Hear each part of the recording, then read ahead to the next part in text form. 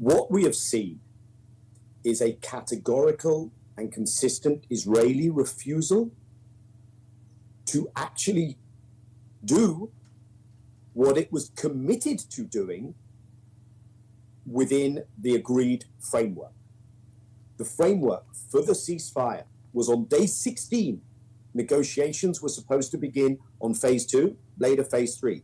It says in the framework agreement that phase 2 includes the full Israeli military withdrawal, a full permanent ceasefire.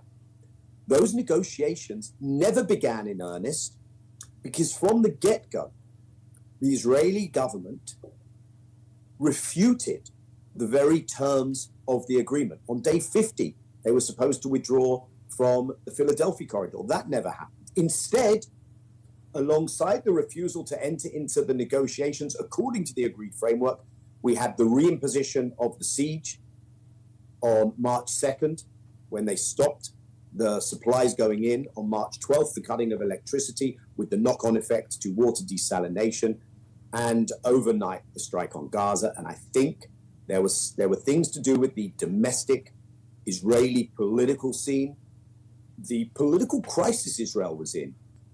But I think the main thing that's been going on is that Netanyahu was testing the water in terms of what was his wiggle room with the Trump administration. Could he do this?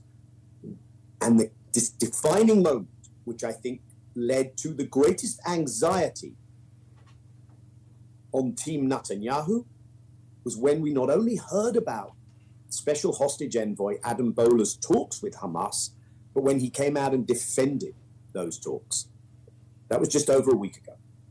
We've seen everything flow in the opposite direction. We've seen the Americans directly strike the Houthis in Yemen, directly strike Yemen, threaten Iran. Witkoff turn around and say, I'm abandoning the negotiated framework, which I brought into being and I was a guarantor of, by saying, yep, Hamas, accept the Israeli proposals or not, back to the lies, back to the deceit, and the disavowing of the direct track to Hamas. That's when Netanyahu realized he was back in the boss's seat as the president of the superpower, and Netanyahu was back on top with Trump as his supplicant.